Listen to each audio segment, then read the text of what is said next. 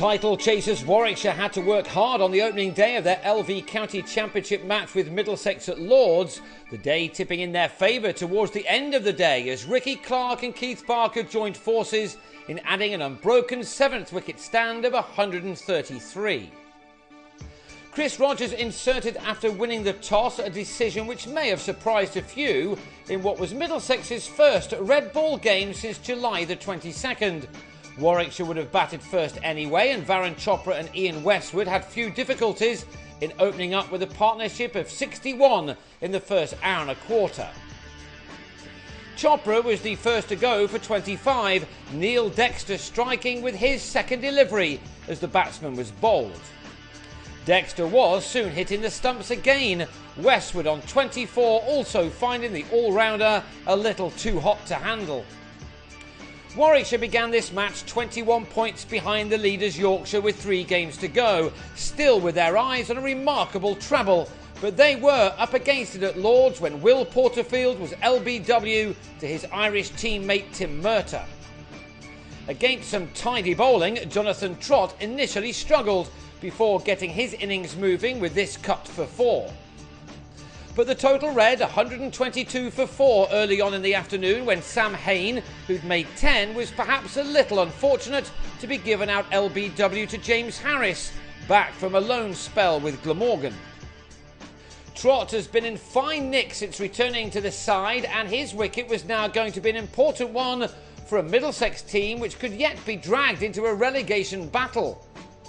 They then would have been relieved when Trott was out for 41, Dexter striking for a third time after rapping the former England man on the pads. When Warwickshire won the title a couple of years ago, Clark played a crucial role with the bat in the middle order, and he was to do so again here. He and Peter Mackay helped the total into the 200s, a good recovery from being 122 for 4 when Hain was dismissed. Mackay is in for the injured Tim Ambrose and had made 28 very valuable runs when he was bowled by the deserving Murtagh, but the home side were not to have any more success for the rest of the day once Clark was joined at the crease by the returning Keith Barker. Clark has been an inspiration for his injury-ravaged team in all formats this summer, and yet again he produced the goods just when Warwickshire needed them. This shot bringing him his 7th boundary as he made it to a 50 off 76 deliveries. Then a big moment as Barker on 30 was dropped by sub Ollie Rayner in the slips. Barker was able to go on to record a 50 off 89 balls, and he and Clark batted with authority against the second new ball, playing plenty of shots as they ensured that this was going to be their side's day.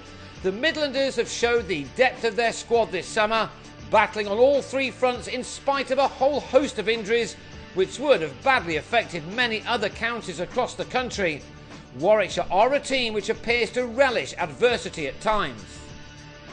By the close, Clark had made 93 and Barker 60 in adding 133 in 32 overs together, putting their team on top at this early stage on 338 for 6.